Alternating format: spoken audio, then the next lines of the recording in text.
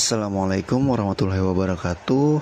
Perkenalkan, nama saya Aditya Nuriana dengan NPM 2021 4350 1091. Pada kesempatan kali ini saya akan mensimulasikan program yang telah saya buat untuk judul tugas akhir saya sendiri, yaitu sistem pendukung keputusan untuk pemberian penghargaan terhadap guru terbaik di SDN Manggarai 05 Pagi menggunakan profile matching. Langsung saja, pertama-tama di sini kita ditampilkan dengan halaman masuk, yang mana saya sebagai pengguna harus memasukkan username dan password sebagai akun yang telah terdaftar. Jika belum memiliki akun, pengguna bisa membuatnya di sini. Nah, di sini pengguna diminta masukkan nama lengkap, username, password, dan konfirmasi password. Di sini kita akan mencoba untuk membuat akun lagi dengan username-nya admin, kemudian passwordnya admin 12345.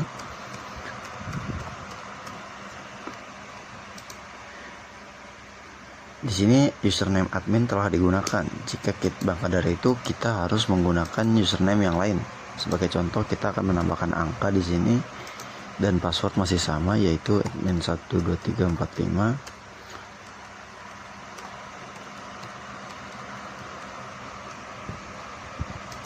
Baik, registrasi di sini telah berhasil. Kita coba menambahkan akun yang telah kita buat tadi, admin 12345. Baik, di sini kita sudah masuk ke dalam sistemnya. Pertama-tama kita akan disambut oleh tampilan beranda dari sistem. Pada halaman beranda ini menampilkan seluruh ringkasan informasi dari seluruh menu yang ada. Di bagian atas terdapat 4 kartu statistik yang menampilkan data utama, yaitu jumlah guru yang didaftarkan, jumlah total kriteria, jumlah guru yang telah dinilai dan belum dinilai. Di bawahnya terdapat visualisasi data berupa grafik batang yang menganalisis kinerja rata-rata guru untuk setiap kriteria utama. Di sebelah kanannya terdapat tabel yang berisi 5 peringkat guru terbaik berdasarkan hasil perhitungan. Sekarang jika kita mengklik tombol di sini, kita akan melihat seluruh menu sistem yang ada. Terdapat menu untuk masukkan data guru, data kriteria dan subkriteria, penilaian guru, dan terakhir adalah laporan. Pertama-tama di sini kita ke halaman data guru terlebih dahulu. Di sini adalah halaman untuk sebagai saya user dapat mengelola data guru untuk dimasukkan ke dalam sistem sebagai penilaian yang akan dilakukan. Sebagai contoh, di sini kita akan menambahkan satu guru.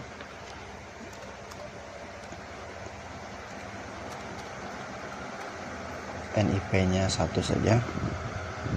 Simpan. Nah, di sini guru yang telah kita tambahkan berhasil tertampil. Jika ingin ada pengeditan dari seorang guru di antara semua guru ini, kita bisa melakukannya dengan mengklik tombol edit. Di sini misalkan kita tambahkan NPM-nya menjadi 2.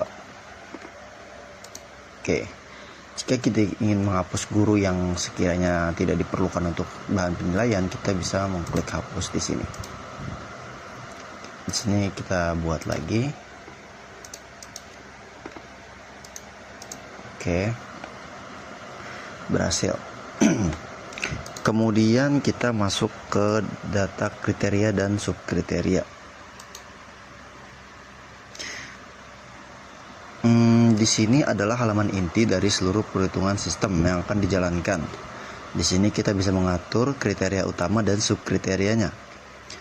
Sebagai contoh, di sini ada kriteria 1, yaitu kedisiplinan dengan bobot 0,3 yang masuk ke dalam kelompok faktor sikap dan perilaku seperti ditampilkan di sini. Dari masing-masing kriteria utama terdapat 3 subkriterianya, yaitu di sini sebagai contoh K1 yaitu kedisiplinan memiliki subkriteria kehadiran tepat waktu, kepatuhan pada tata tertib, dan penyelesaian tugas administratif.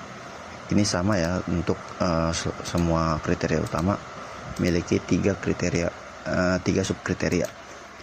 Jika kita ingin menambah kriteria baru, kita bisa klik di sini, klik nama kriterianya, misalkan sebagai contoh manajemen.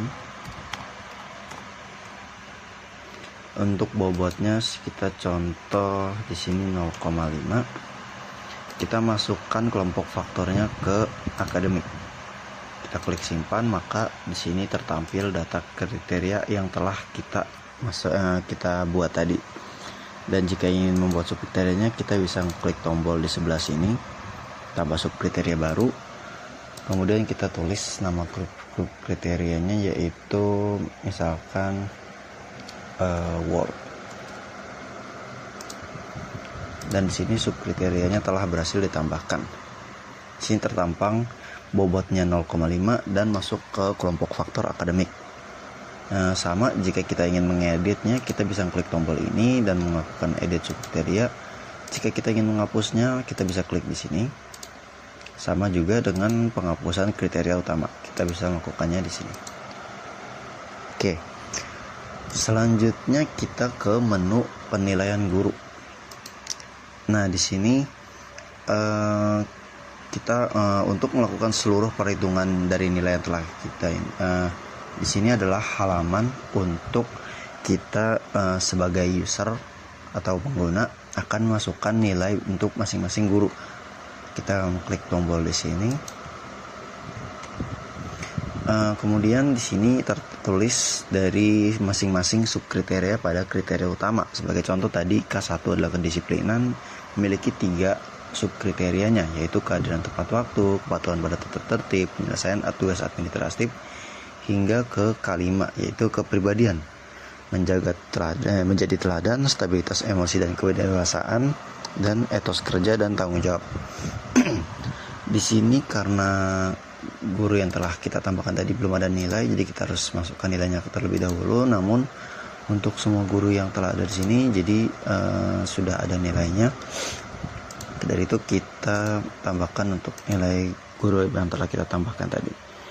Sebagai contoh kita akan menulis 80, 70, 90, 90. Di sini kita 70, 80, 90, 90, 90, 90. Oke. Jika sudah, di sini akan tertulis pesan nilai guru telah berhasil disimpan. Dan untuk langkah terakhir, kita langsung masuk ke menu laporan. Nah, menu laporan ini terdapat 5 laporannya. Untuk bahan penilaian dari penilaian yang telah dilakukan. Pertama-tama kita akan masuk ke laporan hasil penilaian. Nah, di sini tertampil hasil perhitungan dari seluruh yang telah kita lakukan sebelumnya. Namun karena tadi kita menambahkan 1 guru baru, kita akan mengklik tombol hitung ulang lagi akan menampilkan hasil nilai dari guru baru yang telah kita tambahkan. Kita bisa mengkliknya di sini, hitung ulang, dan kemudian terlihat nilai guru yang telah kita tambahkan tadi memiliki skor 3,67. Jika pengguna ingin melihat detail proses perhitungan yang terjadi, kita bisa mengkliknya di sini. Nah, di sini terpampang jelas proses perhitungan yang terjadi hingga ke nilai total akhir. Pertama-tama sistem di sini akan mendapatkan nilai rata-rata agregat. Nilai rata-rata yang ini adalah nilai dari rata-rata dari subkriteria yang telah tadi kita tentukan. Misalkan untuk K1 yaitu kedisiplinan, kita mendapatkan rata-ratanya adalah 80 dan seterusnya. Nah, kemudian di sini kita akan kemudian sistem akan menghitung selisih atau gapnya. Perhitungan ini dilakukan dengan cara mengulangi nilai target ideal yaitu 100 dari nilai agregat kriteria utama yang telah diperoleh. Semakin kecil nilai gap yang diperoleh, maka akan semakin besar pula bobot gap yang akan dihasilkan. Tahap selanjutnya adalah perhitungan rata-rata tertimbang per faktor. Setelah sistem mendapatkan bobot gap yang telah diperoleh, Kemudian sistem akan menghitung skor untuk masing-masing 3 kelompok faktor, yaitu akademik, non-akademik, dan sikap dan perilaku. Untuk setiap kriteria di dalam satu kelompok, bobot gapnya akan dikalikan dengan bobot asli kriteria tersebut. Contohnya di sini kelompok faktor pertama yaitu akademik, di mana kriteria utamanya hanya terdapat satu yaitu kompetensi profesional. Maka dari itu, karena bobot gapnya adalah 3, kita akan kalikan dengan bobot kriteria dari kompetensi profesional, yaitu 0,3, kemudian dibagi dengan total seluruh kriteria yang terdapat pada kelompok faktor akademik. Karena kelompok faktor akademik hanya mempunyai satu kriteria, maka total keseluruhan nilai bobot untuk kelompok faktor akademik yaitu hanya 0,3. Maka dari itu, nilai bobot gap yaitu 3 setelah dibagi kembali.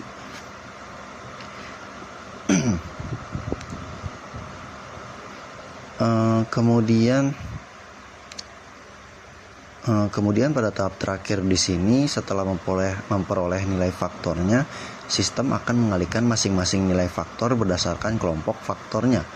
Maka akan diperoleh nilai akhir sebagai peringkat yang akan ditentukan oleh sistem nantinya. Baik, kita kembali ke hasil peringkat. Kemudian ada laporan status kelengkapan. Laporan ini berfungsi untuk mengecek kembali penilaian yang ada. Semisal ada yang terlewat dari penggunaan ketika sedang memberikan nilai mentah untuk subkriteria, maka akan tertera di sini yang tertera di sini belum lengkap. Nah, jika memang ada nilai yang belum lengkap, pengguna bisa langsung melihatnya dengan klik tombol di sini. Nah, di sini kita bisa melihat nilai apa saja yang sekiranya belum lengkap ataupun sudah lengkap. Oke, kita kembali ke menu laporan tadi. Untuk laporannya kita bisa ngecek di sini ya. Nah, di sini laporannya PDF-nya terlihat. Mohon maaf, tadi saya lupa menampilkan laporan PDF untuk hasil penilaian. Nah, di sini laporannya terlihat, laporan hasil akhir peringkat guru terbaik.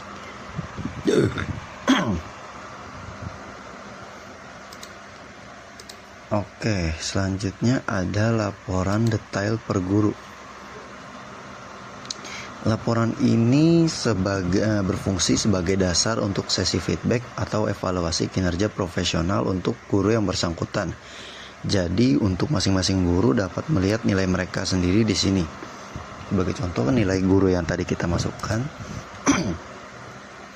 Nah, di sini terlihat jelas nilainya. Dan kemudian jika kita lihat dari laporannya, di sini hanya tertulis nama satu guru saja. Karena kita hanya menampilkan data dari masing-masing guru yang telah dilakukan proses penilaiannya.